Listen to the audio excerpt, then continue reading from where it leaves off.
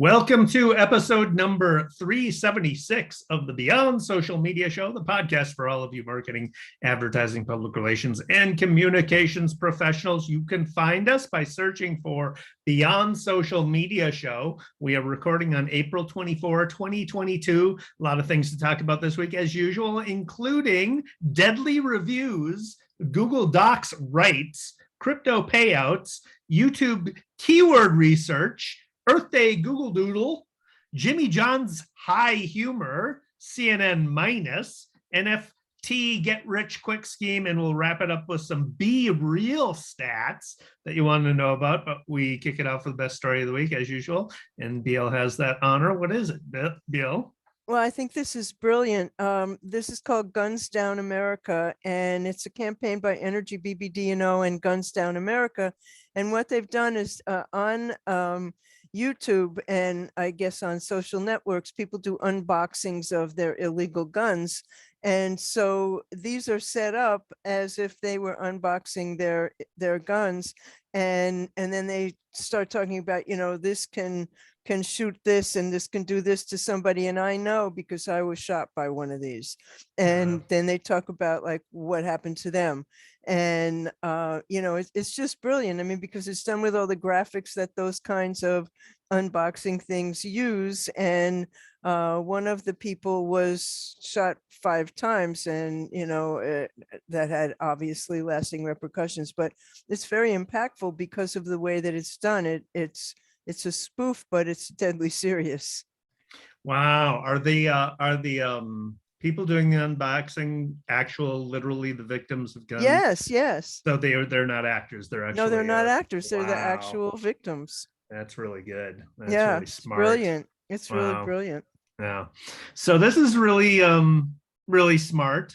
First of all, search engine lands Denny Goodwin reports that Google Docs has a feature now that will automatically generate content summaries. If you are using Google Workspace, if you're a Google Workspace business customer, you'll have access to it. I checked it out, and I'm not a Workspace customer, so I don't have access to it. Look. Yeah. So the technology behind it is using natural language understanding and natural language generation. Last episode, we talked about OpenAI's DALL-E program that creates images based on text input.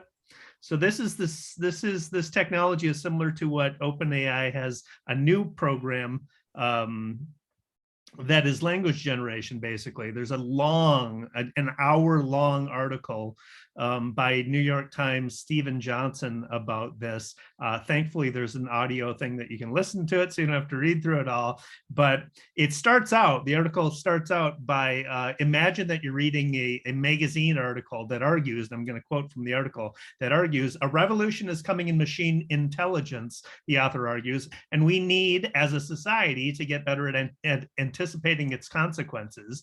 But then the strangest thing happens. You notice that the writer has seemingly deliberately omitted the very last word of the first. And then the article goes on to say, the missing word jumps out in your consciousness almost unbidden. The very last word of the first paragraph. There's no sense that an internal search query in your mind, the word paragraph just pops out. It seems like second nature, this filling in the blank. But doing it makes you think of the embedded layers of knowledge behind the thought. You need a command of the spelling and syntactic patterns of English. You need to understand not just the dictionary definitions of words, but also the way that they relate to one another. You have to be familiar enough with the high standards of magazine publishing to assume that the missing word is not just a typo, that the editors are generally loath to omit keywords in published pieces unless the author is trying to be clever, perhaps trying to use the missing word to make a point about your cleverness. How swiftly human speakers of English can conjure up just the right word. So it starts out that way. It's a very brilliant article, and it's exhaustive. I'm just going to give you the basic gist of the technology behind it. It's a story about OpenAI, which did the WALL-E technology that we talked about last time. And OpenAI has begun offering limited access to a new program called Generative Pre-trained Transformer 3. GPT-3. Okay, so they always give you a mouthful and it doesn't really necessarily mean anything, but it is a category of deep learning known as large language model. It's a complex neural net that has been trained on a huge set of data of text, 700 gigabytes that are drawn from across the web, Wikipedia, and all those digitized books that Google digitized way back when. So it's got all this ton of data that it's text data that's training on. The neural net concept is modeled the way human brains work by strengthening meaningful neural, I can't talk today, strengthening meaningful neural tech connections in your brain and then weakening those that are less meaningful. So how you've got muscle memory, that's how muscle memory develops. You keep doing something over and over again, those connections in the brain related to that thing are strengthened over time. This is basically the same thing with a large language model. They're training it by letting it guess missing words, like in the example I read above. The AI spits out a list of words to replace the blank space. And among the words is the word paragraph in this instance. When the word paragraph is identified as the correct one, that connection is strengthened, while the connection with the other words are weakened, and thereby it just iterates this over and over again, using supercomputers. The large language model can display remarkable skill if you ask them not just to fill in the missing word, but to continue writing a whole paragraph in the style of the initial prompt. And here's an example of this, and it's just insane. This is scary. Yeah, the prompt is, and I'm quoting from the article, the prompt is, in 1958, Frank Rosenblatt introduced the perceptron, an early version of a neural net that could only detect the location of a square on a printed card. 50 years later, neural nets are capable of ... and then the AI takes over, and this is what the AI wrote, ... detecting and classifying faces, finding patterns in data, and emulating the human brain. While the neural net matured in academia, it also found its way into the tech industry. In the late 1880s and early 90s, in the late 1980s and early 90s, the neural nets were used in speech recognition and character recognition applications. The growth in computing power and ability to collect larger data sets allowed for other neural net applications to emerge. That was literally written by an AI because it had access to basically all the world's information that it sucked up and examined. It's just insane. That is insane, but it brings up a question. I mean, what about plagiarism? Was that somebody else's words? Where did it get that from? That is an article that the part of the article addresses that very thing. It's an exhaustive article and goes through all the pluses and pros and cons of this kind of technology and the steps that the open AI company is taking to hopefully, make sure it has a positive impact on the world as opposed to unforeseen circumstances. Fascinating technology. May you be blessed to live in interesting times.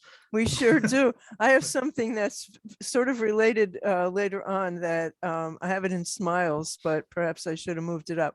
But anyway, this week it was announced that Stripe and Twitter are partnering for crypto payouts. So Stripe's adding crypto payouts to Connect, which is its programmatic payouts platform, and Twitter is the first platform that's going to let people get payouts in crypto using it. So this is from a Reuters story by Lisa Pauline Matikal, and users for Twitter's ticketed spaces and super follows programs are going to be able to receive their earnings from Twitter in a stable coin, a US dollar stable coin, which has a value that's pegged to the US dollar. So users who get these crypto payments can hold their earnings in crypto wallets on the Polygon network, which is a crypto infrastructure firm, and they can then exchange them into other currencies, including dollars. So it's going to be routed through Stripe Connect, and it will handle know your customer requirements according to Stripe. And they plan to add options for payment in other cryptocurrencies. So if people around you don't think what you're doing is a bit strange, maybe it's not strange enough, is a quote from Patrick Collision, who's the who told that to Tim Ferriss in an interview, and he's the president of Stripe. So I thought that was a really good quote from him. So once you get stable coins, then you can turn them into dollars. Is Correct. that They're correct? based So on their you currency that they're based bring on them is to dollars. bank and they'll give you dollars in exchange for it. Is that how it Stripe will works? give you dollars in exchange for it, I guess, or the Polygon network will, or Twitter will, somebody will, but you can exchange them for dollars. The stable coins are backed by US dollars. So the It's a government is type backing? of Is it just crypto. No, it's not a central bank digital currency. It's a different type of digital currency, but it is backed by US dollars. We Well, don't have a central bank digital currency yet. if there's, I mean, I guess I don't know. I understand how it's backed by US dollars if it's not like government backed, because the FDIC, right? That will back your, I mean, I don't get it. Stripe is connected to various bank accounts, so there's some way that it interacts already with money.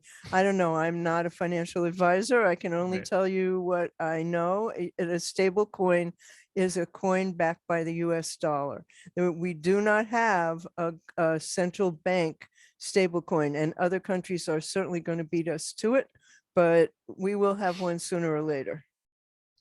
So, all right. This is great. I have been waiting for this for a while. This is from Matt Southern at Search Engine Journal. It reports that YouTube Search Insights, it's a search keyword tool to get data like Google Planner or whatever, to get data on what keywords people are using specifically for YouTube. So this is going to be available to all channels this month. It's rolling out this month to all channels. It was built to assist with key content planning, by providing data about what people are searching for video. You can use it to create more relevant content, so you can like get data on if there's a high search volume for a specific keyword, but relatively few relevant results, then that would give you indication that there's a content gap and you could create video for that. You can get data on the broader YouTube audience, what they're searching for by looking up keywords. So it's basically like any keyword research tool. It lives within your YouTube studio. So on the desktop only, you go to analytics, then research, then your viewers searches, and you can see those. You can see searches across YouTube and look up search data on general topics for specific keywords. And I'm putting it to use right away, that's for sure. That's great. Yeah. So does that bring us to bad news, Dave? One quick one, Google, Earth Day was Friday. So for Earth Day, Google had a doodle and it used real-time lapse, real-time lapse. Man, I'm having trouble talking today. Real-time lapse imagery from Google Earth and other sources to show the impact of climate change across 4 different locales, including glacier retreat. You can see the ice melting away It's at the incredible.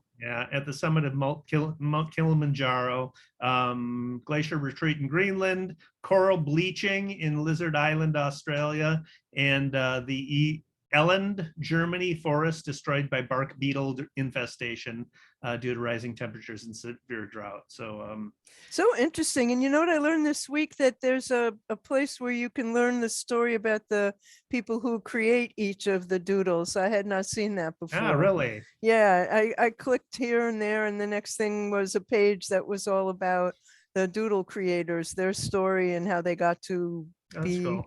featured. Yeah, I thought that was really interesting. So this is on to bad news, and this was a lame 420 joke. And for those who don't know, on the 20th of April, it's a day that people who smoke pot, I don't know, should I say we celebrate? I don't know. We observe it. And it comes from, there were some high school kids who were using the code 420 to say, I think they were a soccer team, and they were saying, see you on 420. And that's because after 420 was after practice, and they would meet behind the gym to get high. There we So go. that's the story. But anyway, in honor of 420, Jimmy John's offered discounts based on how high you are. So, that sounds like fun, except they meant in elevation.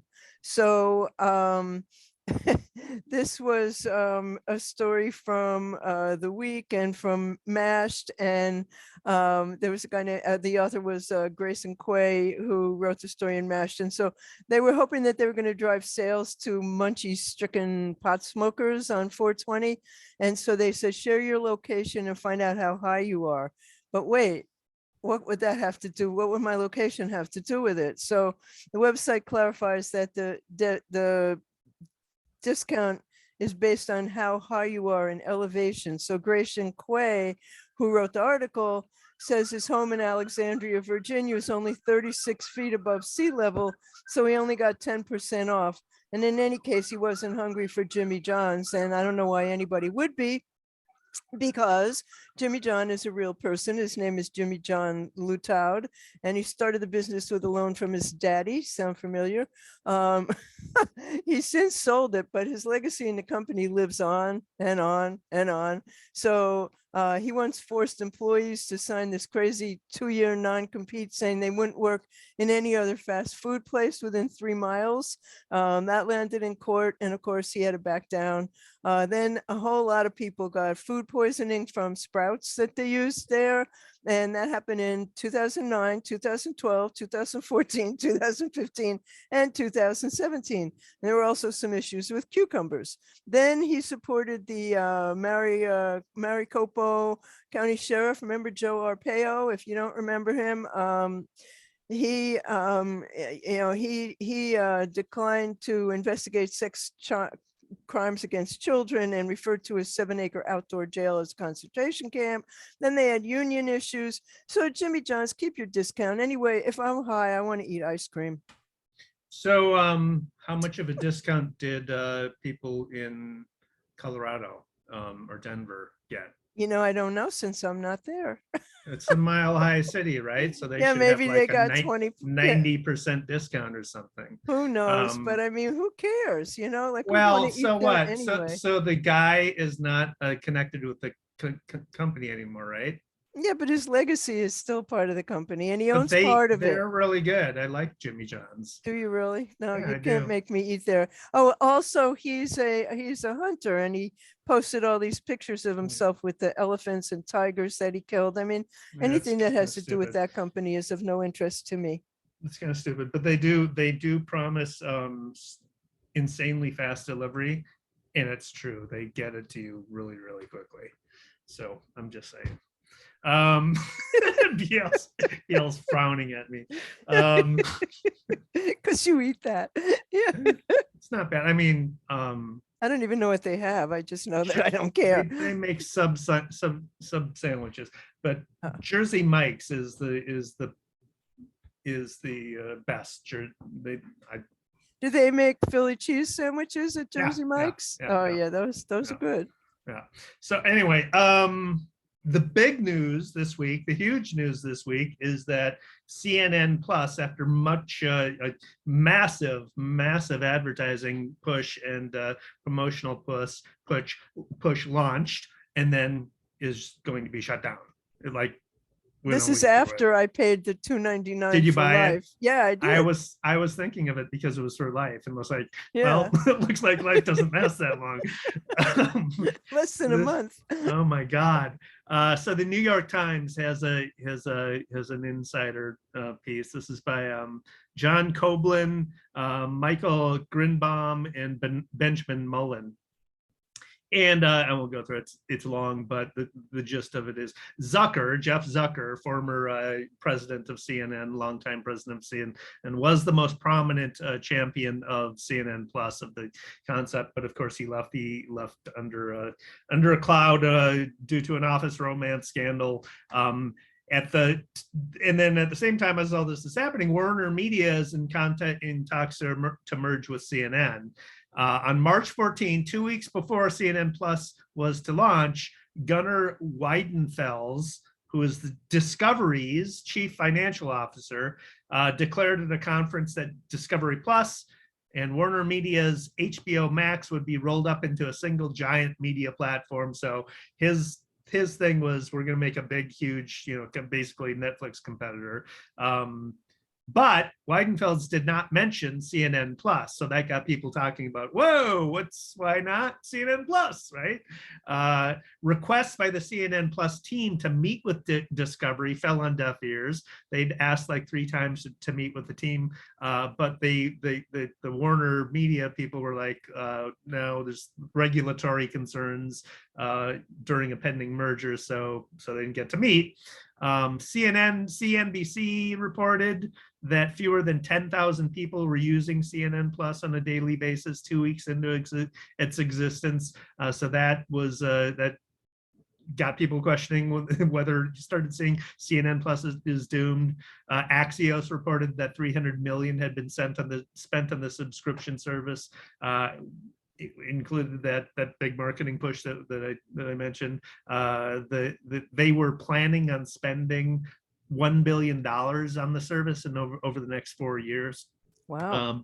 But Discovery decided they just couldn't justify the investment. They viewed it as a money pit, so they canceled it basically. Casey Hunt, who left MSNBC's job, MSNBC for CNN Plus, ended her final show on CNN Plus with a tribute to her staff, and quoted in the article saying, they left stable jobs. Some of them moved across the country. They all took huge risks. If you're hiring journalists, they're the best in the class. So huge implications. Awful. Right. I mean, I guess I can see how, the new company coming in, the Warner Media, who has, they're planning on merging, having this huge thing with Discovery Plus and HBO Max, and it's an entertainment focused thing. Where does CNN Plus fit into that? Do you really want, there's not a lot of news in that concept, right? The other side of it is CNN Plus. How much more money do people have to pay for something that that's the big question. You're supposed to pay for Netflix, you're supposed to pay for, and now, so since Netflix is losing users, they're going to add advertising. Well, if I want to watch advertising, I'll just watch cable. There's a limit to how much money people are going to spend, and there's not that much difference from one to the next. So you pick one, you have one. Do I really need to see everything that's on HBO and everything that's on every network? I don't. Yeah. Yep. It's a tough world out there.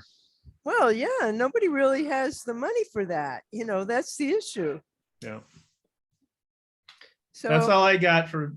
Okay, worst. well, I got one that, I guess this was inevitable, but this is a get rich quick NFT maker. And it promises you can get rich quick with NFTs for a mere $27 investment. There's a hat tip to Scott Scowcroft, who sent this to me.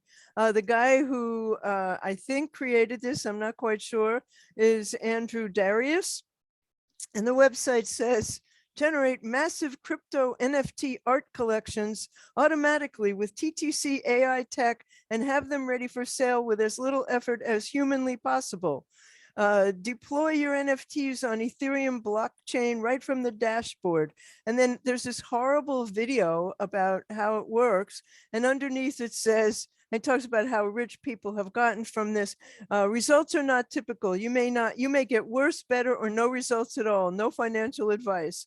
And then it says info about NFT collection sales is just a report on what happened. It also says the even crazier thing is some of these collections have surprisingly basic art, including many collections with art that a 5th grader could easily make after school. We've talked about that before. So it's not about the art details, but rather about the basic idea behind it.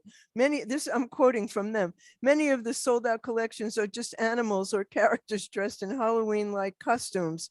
And then it says generate thousands of arts for collections. So I don't think English was this person's first language, but come on. And it's one of those old fashioned sales things that, it scrolls and scrolls and scrolls and scrolls and, don't Like miss a out. pitch letter you get in the mail with Yeah. yellow highlights and Yeah. One of those. bold paragraphs. I mean, really. Oh, it was pretty horrible.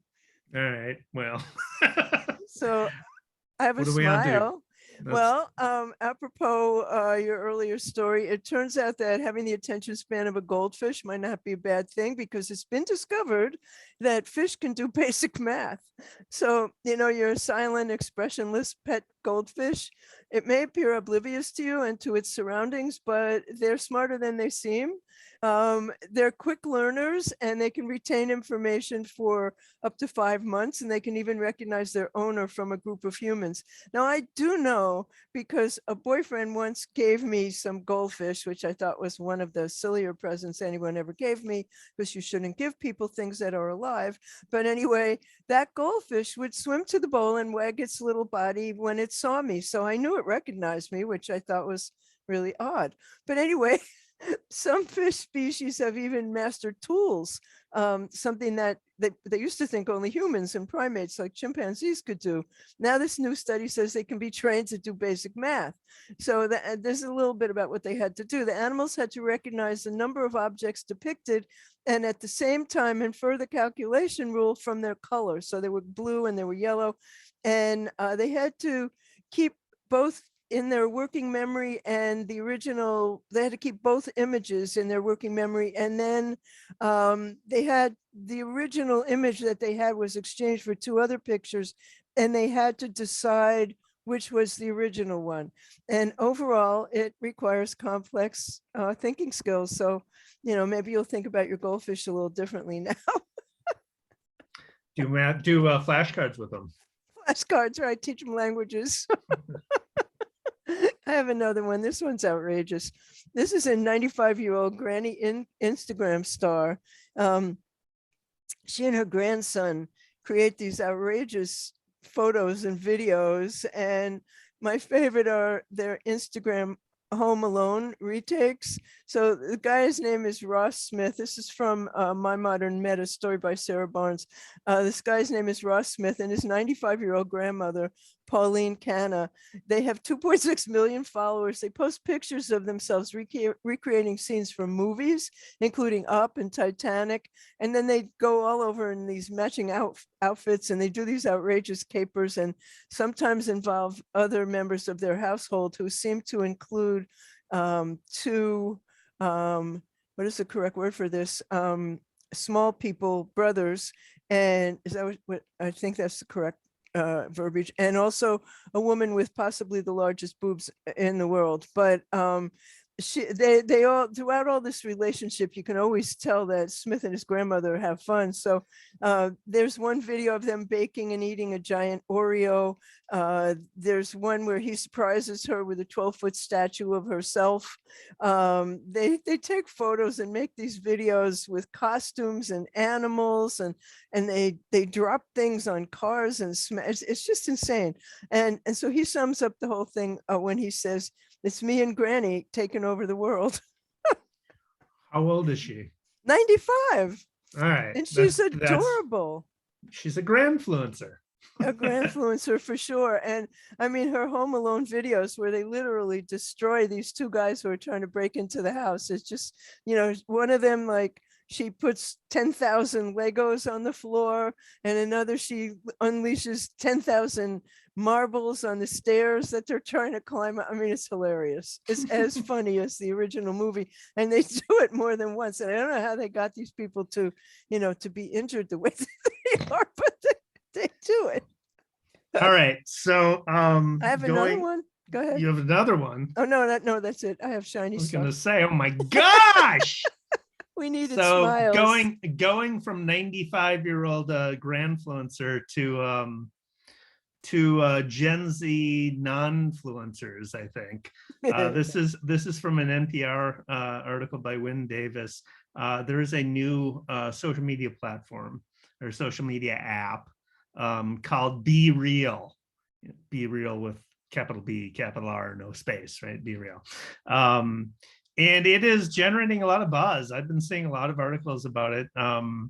So the premise is that once a day you get a notification from the app, and it tells you that it's time to post your BeReal for the day, and you have 2 minutes to do it, to post, and your friends are supposed to get notifications at the same time.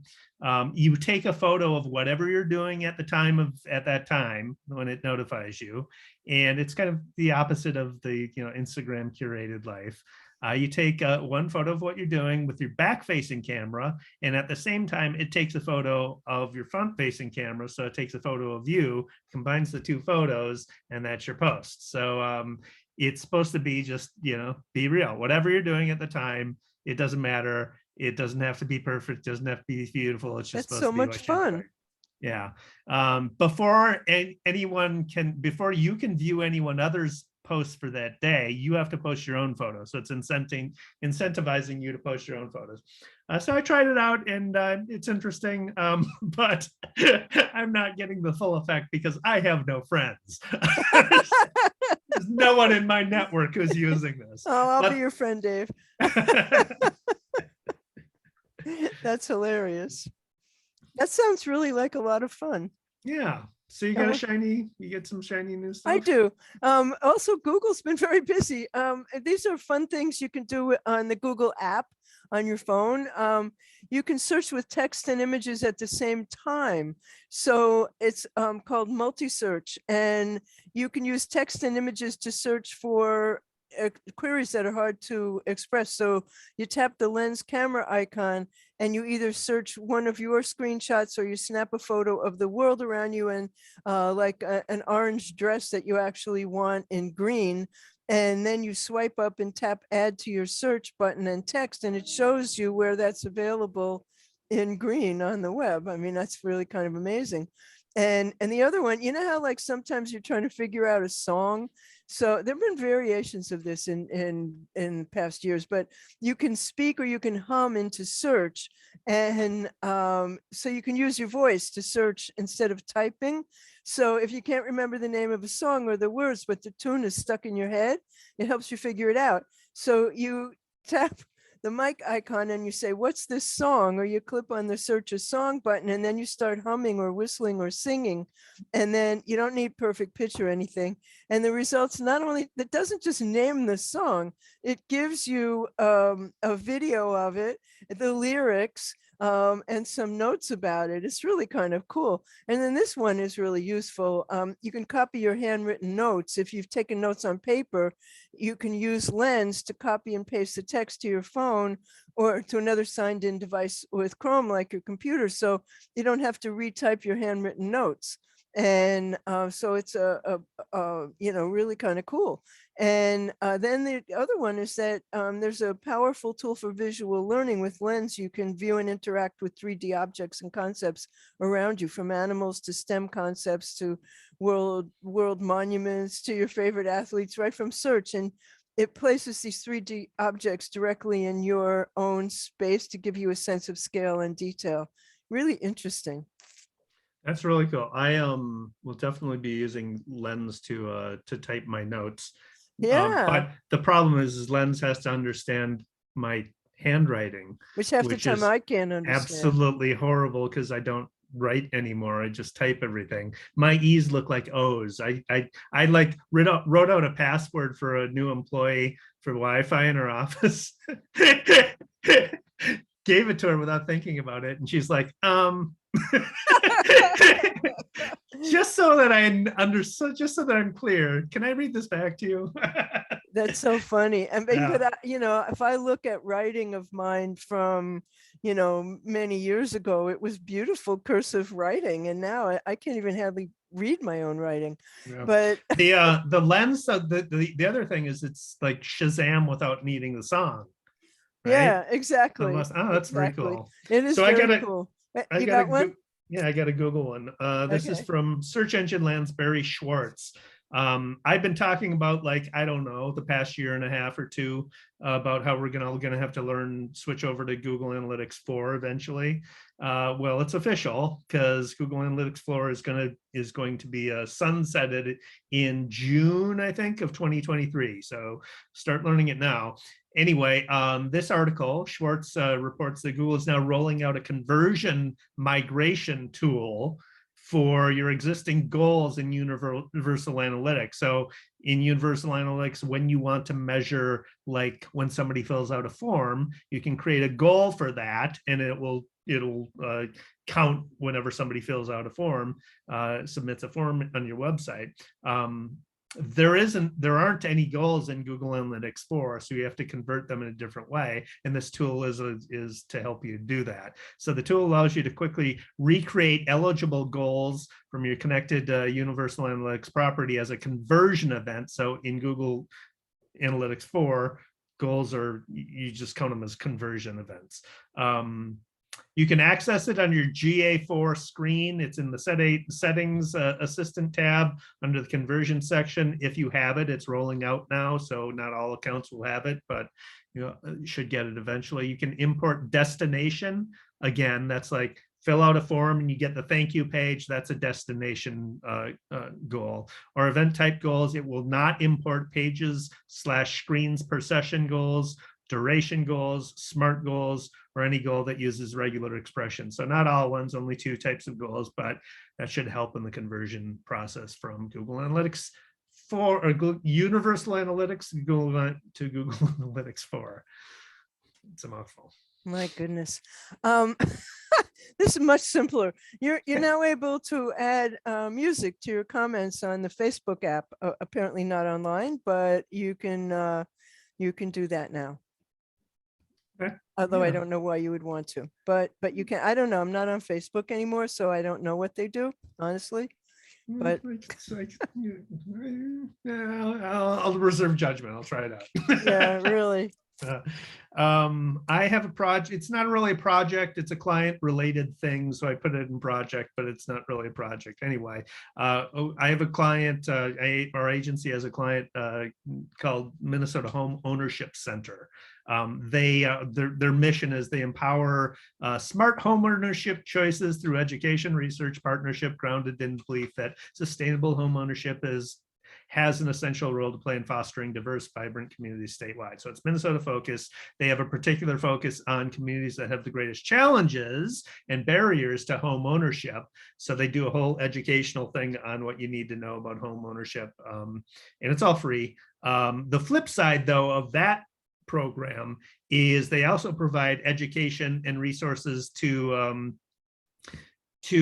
people who are at risk of foreclosure, to keep them in their homes and keep them out of foreclosure. And that's the part of the work that I do on their behalf, is work on the foreclosure side. So anyway, they just recently launched a video podcast called the Welcome Home Podcast, and it is really well done. It's an example of an extremely well done video podcast. Bill Gray is the host. He's one of the client contacts I work with. Julia Guggen is the president of the Home Ownership Center. Rose Tang is the vice chair. All 3 of those are in the podcast, and they have a guest, Henry Rucker, who is a home ownership advisor. All 4 of the participants are on the screen at once, opening up with dual rectangular picture inserts. So you see them sitting side by side, 2 people sitting side by side in one screen, 2 people sitting side by side in another screen. And it's just really a really well thought out way to do a video podcast. When 2 participants start talking, it goes full screen. They have the lower thirds to identify them. It's interspersed with graphics, so they're discussing home ownership or foreclosure data. They have the graphics on the screen. There's a lot of visual interest in it. So we'll put a link to it in the show notes. What is the platform, Dave? With it. They're doing it on YouTube. The videos are hosted on YouTube.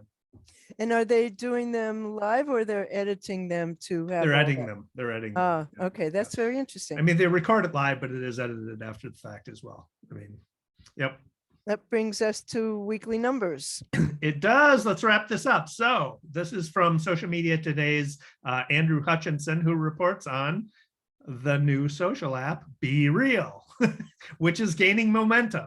Downloads of the app are increasing some 315% since the beginning of the year, according to Aptopedia.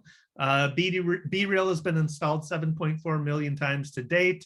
It ranks fourth by downloads in the US, the UK, and France for Q1 2022 to date, behind only Instagram, Snapchat, and Pinterest. I mean, 7.4 million is not a huge number comparatively to all the other, But it's social new. platforms, but it's new, and it's it's fourth in downloads during Q1. So interesting. That is interesting. It sounds like a fun thing to try. Yeah. So that brings us to the end of episode 376 of the Beyond Social Media Show. You find us by searching for Beyond Social Media Show, and you'll find links to everything we talked about today, along with the videos and links to the articles at beyondsocialmediashow.com/376. While you're there, sign up for our newsletter. I'm here with David Erickson, and he is D Erickson on Twitter. He's DE Erickson on Instagram. He's E Strategy on YouTube, and he blogs at e-strategyblog.com. I'm BL Achman on Twitter. I'm What's Next. My blog is What's Next Blog. My YouTube channel is What's Next Blog. My website's blachman.com. And you'll find the show at beyondsocialmediashow.com, and follow us on Twitter. We are at BS Media Show, and you can listen and subscribe to the podcast everywhere you get your podcasts, or you can tell your smart speaker, play Beyond Social Media Show, and guess what? She'll do it for you. So we'll be back in 2 weeks. We thank you for watching. Thanks for watching. Okay, and now.